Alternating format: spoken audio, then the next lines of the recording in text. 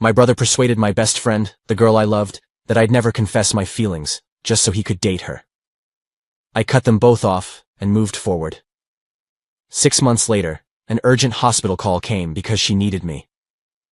At 22, I brought daisies to confess my love to my best friend, only to see her step out in my brother's oversized jacket, smiling at me like I hadn't been smitten since we were 13. Mia had been my closest friend for half my life. She was the type who'd sneak candy into class but forget her pen. We met in 7th grade when she stumbled over my bag and hit the ground hard. I helped her up, and she teased me for leaving my stuff in the way, then asked if I wanted to ditch art class with her. That was it. We were glued at the hip. Late-night calls, summer game nights, lounging on her balcony dreaming like we were the only ones in the world. We dated others over the years, but those relationships fizzled. No one understood us like we did each other. She once teased that if we were still single at 30, we'd tie the knot. I chuckled, but it stuck with me. My older brother Nate knew my feelings. I told him countless times. He'd brush it off, saying things like, "If you haven't hooked up yet, she's not into you," or "You're mixing up friendship with romance." But I knew better. I saw how she glowed when I made her smile, how she'd turned to me first when life got rough. When Mia finally split with her long-term boyfriend, I told Nate I was ready to confess. I admitted I was nervous, but determined. He gave me an odd look, then patted my shoulder. "Go for it." I bought daisies, her favorite, and wore my only decent blazer. I rehearsed my words the whole drive to her place. It wouldn't be flawless, but it'd be real. Turning onto her street, I spotted Nate's car in her driveway. I thought maybe he was dropping something off. I sat in my car, daisies in hand, psyching myself up for 10 minutes. Then her porch light flicked on. Mia stepped out, barefoot, hair wet from a shower, wearing Nate's oversized Demon Slayer jacket I'd gotten him last Christmas. She grabbed a delivery bag, laughing. That laugh I'd waited years to hear again, now directed inside, like someone was waiting. I didn't get out. I didn't knock. I left the daisies on her step like a fool and drove off. An hour later, a text. That was kind. He loved them. She didn't name Nate. She didn't need to. My heart sank. I didn't reply. I couldn't sleep that night or the next. When I saw Nate, I asked if he was with her. He shrugged, casual, like it was nothing. "You never told her how you felt, bro. What did you expect?" I said I was going to that night. He laughed. Too slow, I guess. Worse, I tried acting normal around Mia. She and Nate were official, but I was still the guy fixing her cover letter, driving her to the post office, listening when she ranted about her job. I told myself it was okay, that maybe she wasn't meant for me. At a group dinner at Mia's place, she sat close to Nate, leaning into him. When Nate stepped away, she looked at me and said, "You're the only one who really gets me." "Help me plan a surprise for Nate's birthday?" I nodded, but something broke inside. Later, cleaning up, I found a note in her coat pocket, addressed to me. She didn't see me take it. It read, "I think I've loved you forever. I'm just too scared to lose you." Dated the day before I brought the daisies. I stared, frozen, barely breathing. Then I slipped it back, silent. I went home, blocked them both. Mia loved me, but chose Nate. That was 6 months ago. I'm better now, or I thought I was. Last night, an unknown number texted, "I miss you. You're always on my mind." I didn't answer but didn't delete it. A friend texted soon after. Mia and Nate split. I stared at my phone for an hour, drafting replies, then erasing them. I crashed around 3 a.m., still unsure. Morning brought 3 more texts from Mia, apologizing, saying she missed me. I didn't respond. I went to work, a graphic designer at a small ad agency. It's modest, but pays the rent. I couldn't focus. My boss, Carla, noticed and asked if I was okay. I mumbled about bad sleep. She let it go. After work, I hit the gym to clear my head. Mid-workout, I saw Nate across the room. We hadn't spoken since I blocked him. He saw me and we locked eyes. He walked over. I nearly left. "Hey," he said like nothing happened. I nodded, kept lifting. He lingered awkwardly. "Mia and I broke up," he said. I heard. I didn't look at him. "She's been asking about you. Says you're not answering." I set the weights down, grabbed my towel. "Not my issue." He touched my arm as I moved to leave. "I know I screwed up, but she misses you." I pulled away. "You both chose. Deal with it." I walked out. In my car, Mia had texted 5 more times, asking for coffee, saying it was urgent. I didn't reply. That night, I couldn't sleep, haunted by her note, how she loved me but was scared, yet ran to Nate. It didn't add up. At midnight, my buzzer went off. I wasn't expecting anyone. Through the peephole, Mia stood, shivering, eyes red. I almost didn't open the door, but part of me still cared. "What are you doing here?" I asked, cracking it open. "You didn't answer my texts." I didn't invite her in. "It's midnight, Mia." "I know. I'm sorry. I need to talk." I sighed, stepped aside. She walked in, scanning my new apartment. I'd moved for a fresh start. "Nice place," she said. I stayed silent, arms crossed, waiting. She sat on my couch uninvited. Classic Mia, always at ease anywhere. I stood. "Nate and I broke up," she said. "I know. I made a mistake, a huge one." She looked at me. I said nothing. I dreamed of this, her admitting she was wrong, but now I felt numb. "Did you mean it?" I asked. "The note. Did you mean it?" Her eyes widened. "You found that?" I nodded. "Yes, I meant it. I was going to give it to you that night, but Nate showed up and what?" I sat, not on the couch, but the chair across from her. "He told me you loved me for years but were too scared to act. Said you'd never make a move." My fists clenched. "And?" "I got scared. I thought if we tried and failed, I'd lose you. So when he kissed me, I don't know, it felt safer." I laughed, bitter. "Safer? You picked my brother because it was safer?" She flinched. "I know how it sounds. Do you? You knew I loved you, knew you loved me, and chose him." She stared at her hands. "I know, I messed up. But I'm here now." I paced the room, floor creaking under my steps. The dim light cast shadows on her face, highlighting her nervous lip biting, a habit I once found charming. "Why now, Mia? What changed?" She wiped her eyes, smearing mascara. "I missed you every day. Nate wasn't you." My voice hardened. "That's it? You missed me? After 6 months of silence?" I tried reaching out. "You blocked me," she said, defensive, sitting straighter. Her tell when cornered. "Yeah. After you chose my brother despite loving me." I tugged my hair. "Do you know what that did to me?" She stepped toward me, her lavender scent familiar. "I made a mistake. People do that." I backed away. "This wasn't forgetting my birthday. You knew everything and still picked him." Tears fell. I was confused, scared. She sobbed. "Can we get coffee tomorrow? Talk properly? Please?" I wanted to say no, but the part of me that loved her since 13, sneaking snacks in math class, couldn't. "Fine. Coffee. That's it." She smiled through tears. "Thank you." After she left, I tossed and turned, replaying the note, her in Nate's jacket, his car at her place. By morning, I was drained, dark circles under my eyes. I nearly canceled, but didn't. We met at our old cafe, a cozy spot with mismatched mugs and a barista who knew our orders. I got there early, took a back table. Mia arrived 5 minutes late. Early for her.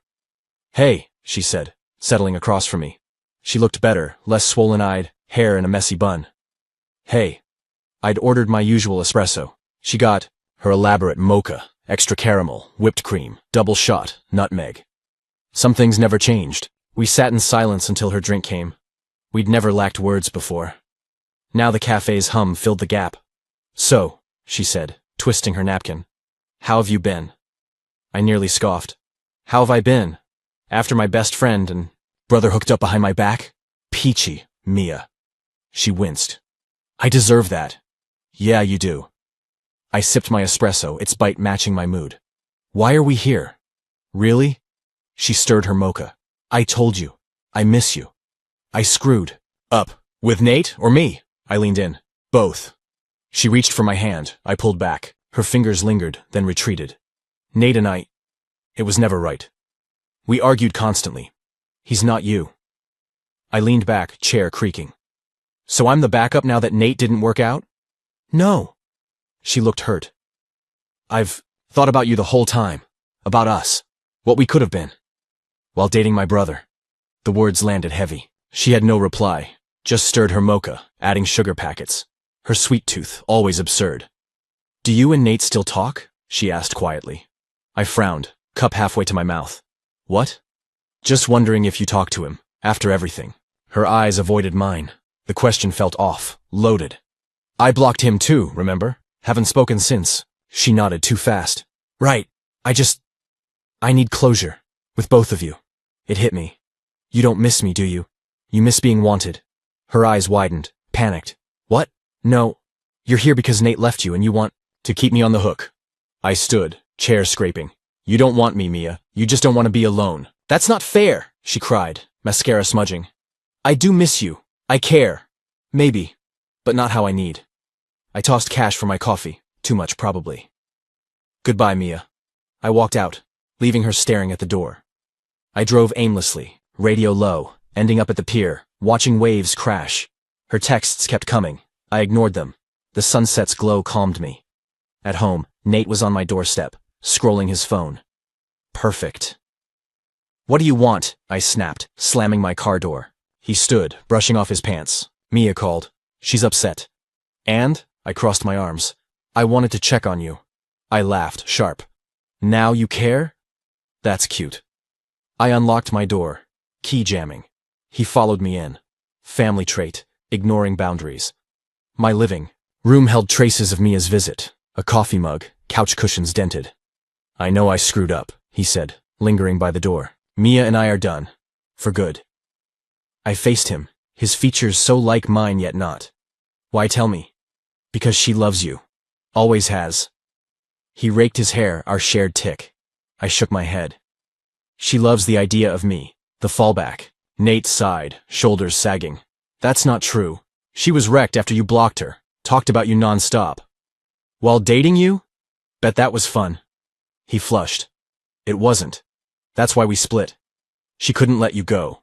I didn't know what to believe. Just go, Nate. I'm done. She's at Lila's, he said, heading out. Lila was Mia's old college roommate, bonded over vinyl records and microbrews. I didn't reply, just shut the door and crashed on the couch. I ran hard that morning, needing to escape my thoughts. Back home, sweaty and winded, a package sat on my doorstep, no sender. Inside was a scrapbook Mia and I started in high school, adding photos yearly. I thought she kept it. Sitting on my steps, I flipped through. Prom, us with other dates, but always in each other's shots. Graduation, pulling faces in crooked caps. College beach trips in my beat-up Civic. Her 21st when I held her hair as she puked. My mom's funeral, where she stayed by me, bringing food I didn't touch, ensuring I slept. At the end, a new photo. Me on her porch, 6 months ago, daisies in hand, looking through her window. She must have snapped it before coming out, before I saw her in Nate's jacket. I looked hopeful, nervous, in love. The daisies glowed in the dusk below in her curly script. The moment I made my worst mistake, I shut the scrapbook. She wasn't manipulating me. She'd chosen Nate. She could live with it. But that image lingered, my face full of hope about to shatter. I ignored my phone all weekend. By Monday, Mia's texts stopped. I dove into work. Carla gave me a new campaign, keeping me focused. Design's logic soothed me, unlike relationships. Wednesday, I ran into Lila at the market. Her surprise was fake. This was Mia's go-to store, despite being far from her place. Lila was scouting, her browsing too deliberate. How's it going? She asked, blocking me in the pasta aisle. Fine, I said, trying to pass, my cart loaded with guy staples. Mia's a wreck, she said flat out. Not eating, not sleeping. I gripped my cart. Not my problem. Lila crossed her arms, earrings jangling.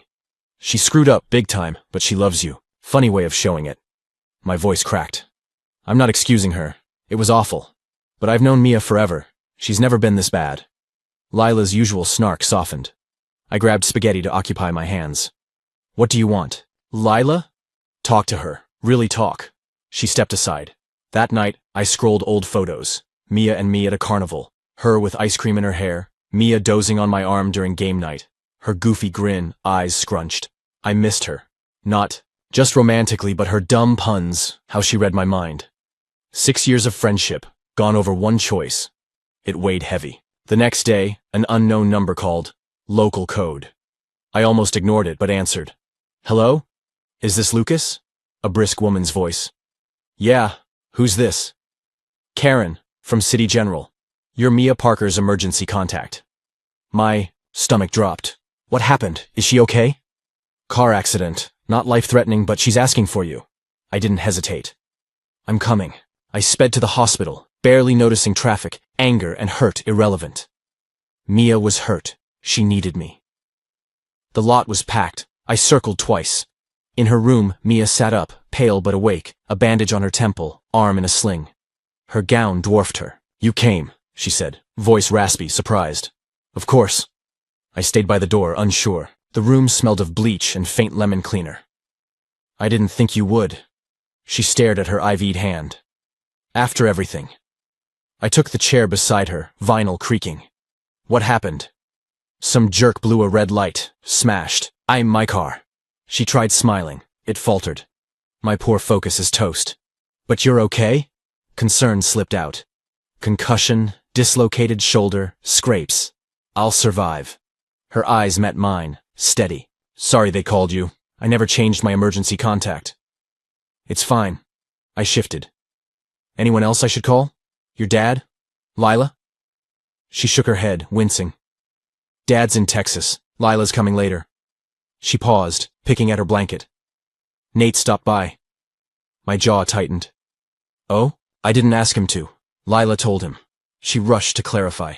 Silence fell. A nurse checked her chart, her brisk cheer clashing with our tension, then left.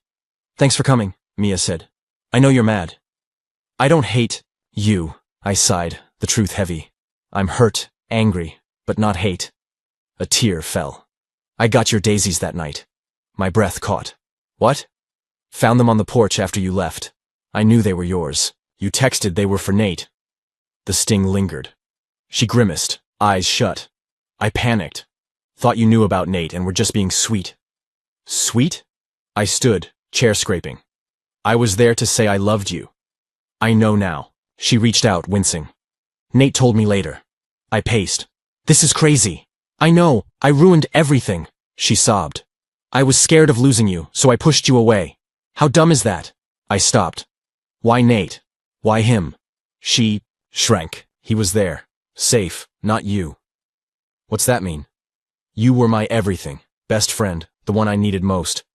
What if we tried and failed? I'd lose it all. So you picked Nate, losing me anyway? I shook my head. That's nonsense. I know, I wasn't thinking. She wiped tears. Why stay with him? Stay. I tried leaving, but he'd guilt me, saying it'd ruin you forgiving us. My voice flattened. Too late for that. She grabbed my hand. I let her. I'm so sorry, Lucas. Her cold fingers gripped mine. It felt right, despite everything. I need time, Mia. This is a lot. She nodded. I get it. I stood, letting go. Rest. I'll go. Will you come back? Her eyes were wide, fragile. Yeah, I said. I'll come back. I visited the next 2 days, avoiding us, talking work, friends, hospital food, the nurse's quirky piercings. It felt like old times, but the unspoken loomed. She was discharged Saturday. Lila picked her up, but Mia asked me to come, over that night. I agreed, nervous, torn between anger, love, and fear of more pain. I cleaned my place all day, a nervous tick. At Mia's, Lila let me in, then remembered plans. Mia was on the couch, bruised but better, in her favorite baggy hoodie. Hey, she said, tucking her legs under. Hey.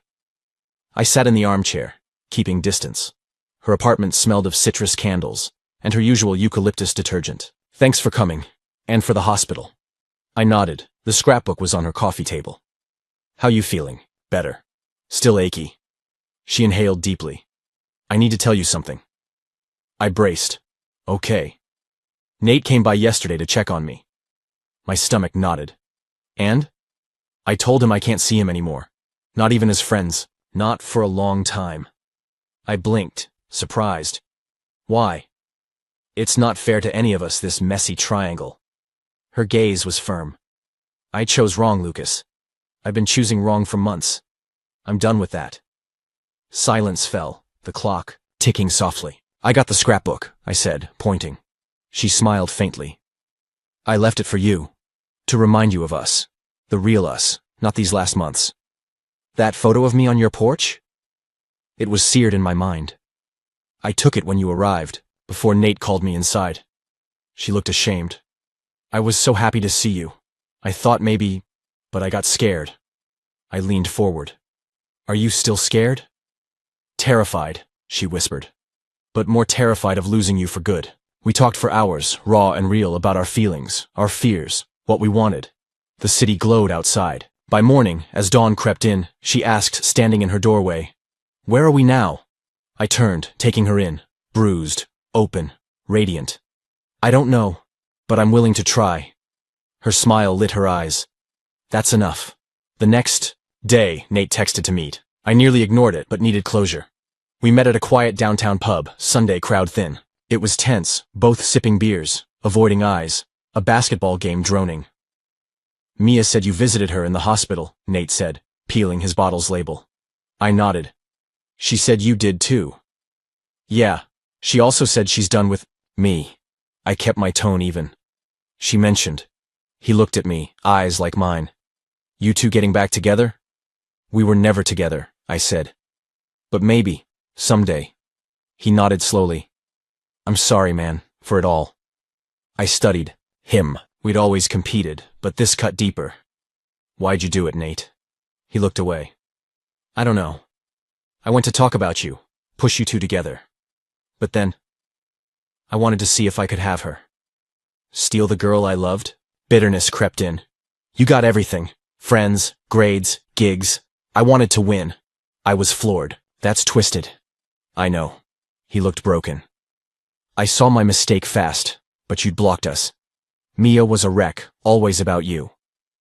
I didn't know what to say. We finished our beers quietly, years of rivalry between us. Will we be okay? He asked, voice small. Maybe. Takes time. He nodded. Driving home, I felt the betrayal's weight, but also possibility. Something honest, new. The sunset blazed red and gold. I texted Mia. Dinner tomorrow? She replied, instantly, love to. I picked a casual sushi spot we used to hit. I overthought my outfit, landing on a green shirt she once said matched my eyes. I arrived early, got our window table. The server, Maria, recognized me, asking where I'd been. Work, I said, dodging the drama. Mia showed up on time, first. Her arm was still in the sling, but she'd done her hair, added makeup. She looked stunning. My heart skipped, as always. Hey, she said, sitting. Missed their miso soup. Same. I fiddled with my chopsticks, nervous. This felt weightier than our last talk. We ordered miso soup for her, spicy tuna roll for me, edamame to share. The routine grounded me. We chatted lightly. Her crash, my designs, a new band she liked. Then she set her spoon down. I've been thinking about everything. I nodded, chewing to stall. Me too. I want to be fully honest, she said. No more secrets. Good. My gut twisted. She exhaled. I've loved you since we were 16. That summer we went hiking with your family, and you stayed up when I was freaked by the coyotes. I remembered, her embarrassed, me teaching her constellations till dawn. Yeah. That's when I knew. But I never spoke up, scared of wrecking us. Then in college when you dated Emma, I thought I'd lost you. Emma and I lasted 9 months. She was great, but not Mia. I ended it because she wasn't you, I said. Didn't see it then. Her eyes widened. Really? No one compared to you. She smiled, bittersweet. We really botched this, huh? Epically. I chuckled. The absurdity hit me. When Nate came that night, I was waiting. For you, she said. I'd planned to confess, wrote the note. But Nate showed up. I swallowed my anger. He said he was there to talk about me. Yeah. He said you loved me but would never act, that you'd be crushed if we tried, and failed. I frowned. He said that? She nodded. Made it sound like he was saving you. That dating him was safer, kept you in my life, and you bought it? I was terrified and confused. He's your brother. I thought he knew you. She looked regretful. Biggest mistake ever. I leaned back, processing. Nate played us both. It stung but eased some pain. Mia didn't. Just pick him. She was misled like me. When'd you realize? Soon. But you'd blocked us. I couldn't fix it. She reached out. I tried dumping him, but he'd guilt me, saying it'd ruin your forgiveness. I took her hand, warm and small. That's low. I should have been braver. She squeezed my hand. The crash woke me up. Life's too short for this crap. I laughed, Mia finding light in chaos. Yeah. We finished eating, the mood lighter, hope creeping in. I paid, ignoring her protests, and walked her to her car. Stars twinkled. Now what? She asked, leaning on her door. I inhaled. We go slow. See who we are now. She nodded, relieved. I'd like that. I kissed her cheek. Night, Mia. Her smile glowed. Night, Lucas. The next weeks were odd, good odd. We hung out. Movies, coffee, park strolls. Simple, but charged with new potential. Nate called a few times. I wasn't ready. My dad asked about him. I said we needed space. He didn't pry. A month later, Mia invited me for game night, like old days. Her arm was free, though still tender. I brought her favorite gelato and gummy sharks she hoarded. Got something for you, she said, pausing our board game. She pulled a wrapped gift from under the couch. Nothing big, I opened it. A keychain with a tiny daisy charm. To replace the daisies that night, she said, nervous. I kissed her, not on the cheek. A real kiss. She paused, then kissed back, hand on my neck. We grinned like fools. Wanted that since 13, I said. She laughed. Same. We skipped. The game, talking all night. Raw, silly, tossing gummy sharks. Something stayed the same. Morning, I woke with her head on my chest. We'd only kissed, going slow. But it felt perfect. I eased her to a pillow, started coffee. Her kitchen was chaos. Too many mugs, no food. As I hunted for cups, I saw a letter under a book. My name in Mia's script. Worn, like it had been held often. I hesitated, then read. Dated the day before. The daisies, longer than the note. Lucas, I've tried this letter 1,000,000 times. It's never right, so here goes. I'm in love with you. Have been forever. You're my best friend. My person. The one I need for everything. But I want more. I'm scared, but ready if you are. Love, Mia. She'd written it before Nate, before it all crashed. Found it, huh? Mia said from the doorway. Hair. Must. I looked up, letter in hand. You were gonna give me this? She nodded, grabbing coffee. I planned dinner, the letter, everything. Then Nate came. It clicked. Can I keep it? She smiled, surprised. Sure. I hugged. Her head under my chin in her sunlit kitchen. Wasted so much time, she murmured. I kissed her hair. We've got plenty left. 6 months later, Mia and I are together, better than I dreamed. Not flawless. We bicker over dumb stuff. She's still late. I overanalyze. But it's real. Nate and I are mending slowly. His betrayal still stings, but Mia helped me see grudges only hurt me. We're not back to normal, but we're trying. Last week, for our 6-month mark, we hit the sushi spot. I had a speech ready, but Mia slid a box across the table. What's this? I asked. Open it, she said, excited but nervous. Inside, her apartment key, on a chain with a daisy charm matching mine. Move in, she said, not asking. I'm tired of 2 places. I want you every morning. I didn't hesitate. Yes. We move my stuff next weekend. My lease ends soon, and her place has that balcony we love. I see us there, watching sunsets. If you'd told me a year ago I'd be here, in love with my best friend, I'd have scoffed. But the toughest paths lead where you belong. Mia's yelling from the kitchen, needs help choosing a game for tonight. Some things never change, and I'm glad. I'm happier than ever, all because we finally admitted the truth. Well, she did first. But who's keeping score? Gotta run. She's debating if The Matrix is a romance flick. It's not, obviously. Life's great,